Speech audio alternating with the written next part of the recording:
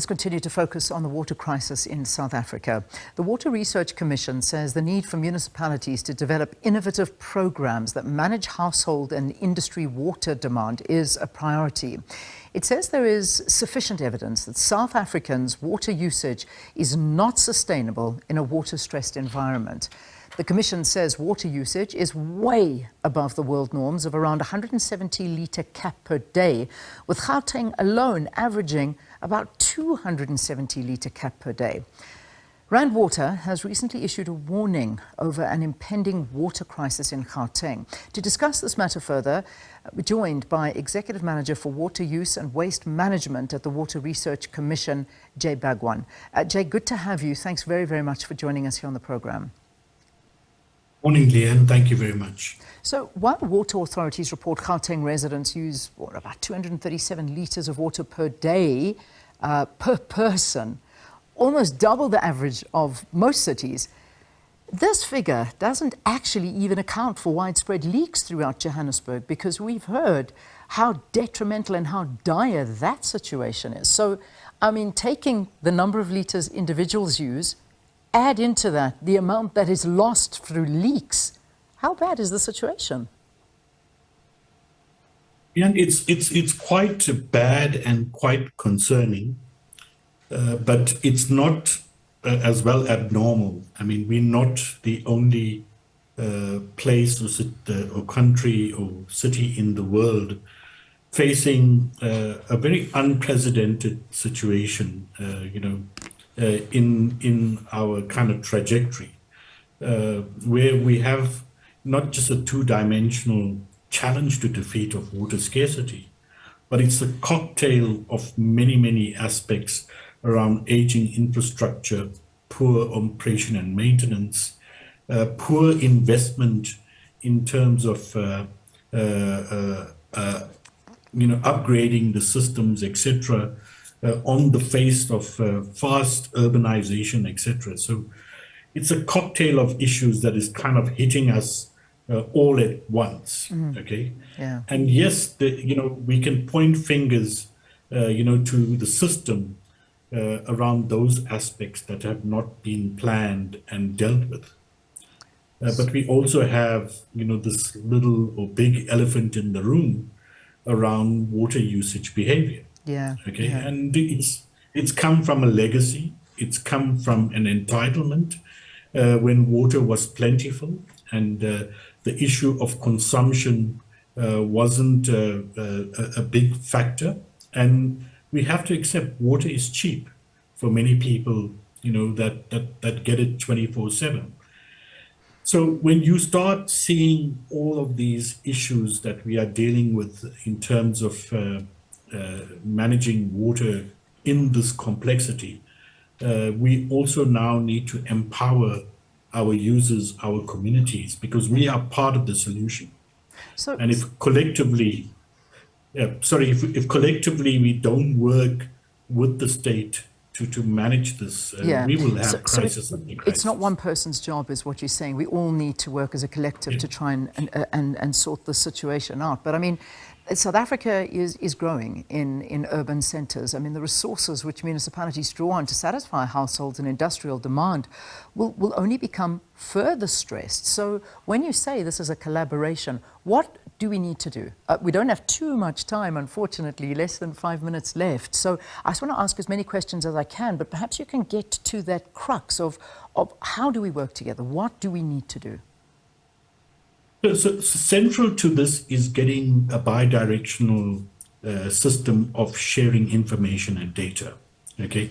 And municipalities and authorities are very, very lax in terms of keeping people aware of their consumption.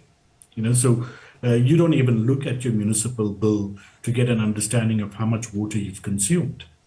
People cannot relate to what is 270 litres per capita.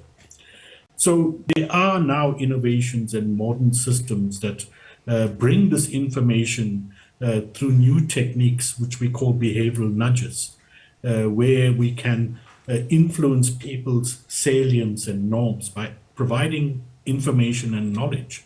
For example, if I tell you that your neighbor used below 170 liters per capita and you are using 270, your curiosity is kind of uh, enlightened to say, let me go and find out how he's achieving that because I should also try to achieve that. Yeah. So I think the power of this bidirectional communication and using modern platforms that are available to us and data is what we need to kind of harness and create this mass mobilization that people have this connection with water Yeah. that Yeah. changes behavior and creates value.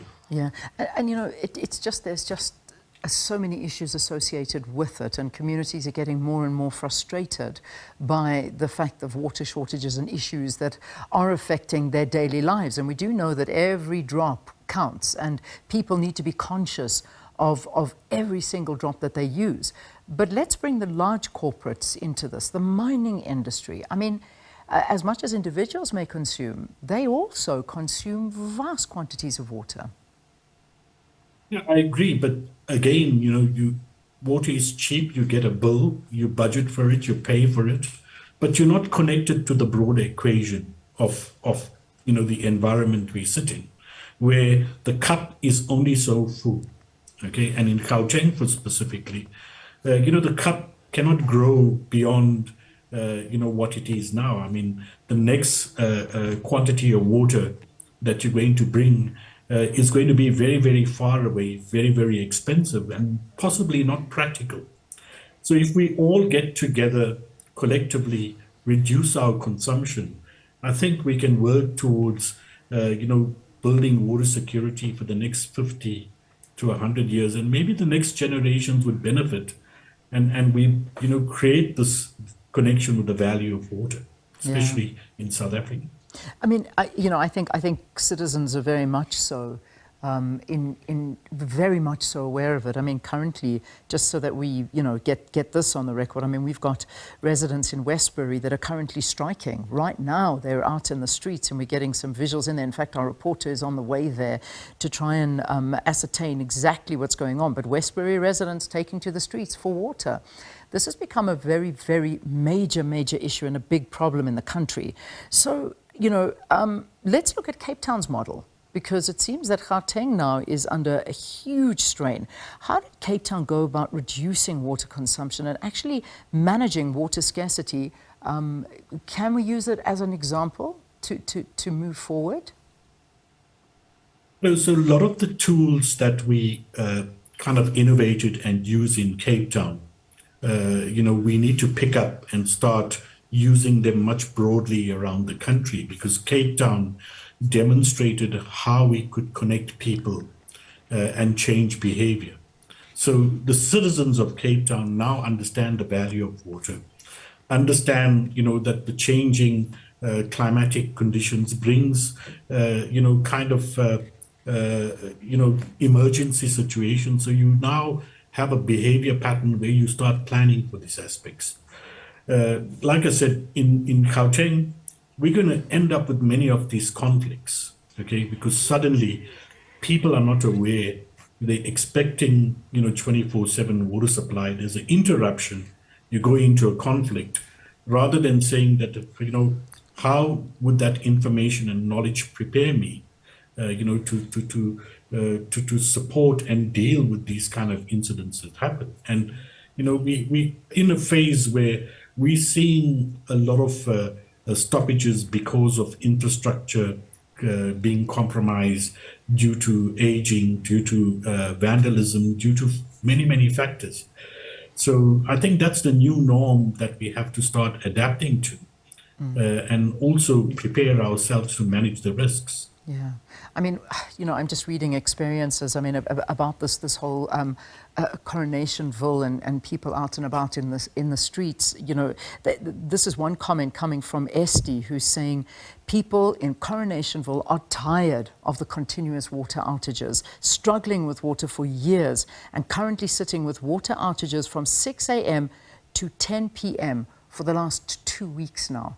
And this is the story of so many people, unfortunately. And as much as we need to do something about the water and how much we consume, there are a lot of issues, as you've pointed out, aging infrastructure, the water leaks and all of these things. Do you think there needs to be an amendment to the Water Services Act? I mean, increase private sector partnerships without privatizing water resources, but also perhaps institutional reforms in order to address all of these challenges? Yeah, look, I think our legislation and our regulatory environment is quite established. It's just implementing that, enforcing that, and executing that that is weak. Okay, and I think those aspects need to be fixed up. I think the private, getting more capacity from the private sector, etc., is also another way of trying to bring the competencies, etc., to deal with the situation in that, but also bringing greater investment and enticing the private sector to and creating the enabling environment to invest in this situation, so that we can fix these problems much faster than what we're dealing with at the moment. Yeah. Because unlike electricity, I mean, we could light candles, we could do other stuff, etc. But when there's no water, you're constipated, and when you're constipated, everything explodes. I mean, it does.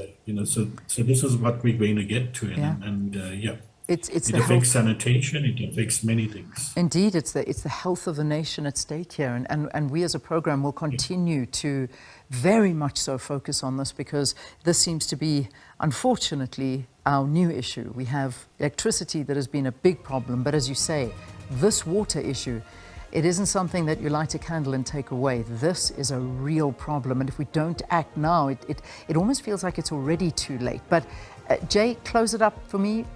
Is it too late? There's always a way that we can make this work, and we need to start acting right now. Yeah, so in my article I talk about breaking below the 170 liter per capita. Yeah. Maybe we can start a campaign nationally around that, and entice people to change their behavior to achieve that. Okay. And make it kind of responsible, fun, but also tactical, that we get to that point where we can sustain water supplies going into the future. All right, Jay, thank you very, very much for talking to us. Perhaps we can get our Morning Live X account to just put that out there, your article, and we can read a little bit more of how we can do this. Jay Bhagwan is the Executive Manager for Water Use and Waste Management at the Water Research Commission, talking about this need for water use behavioral change. You and I need to change our behaviors, and fast, unfortunately.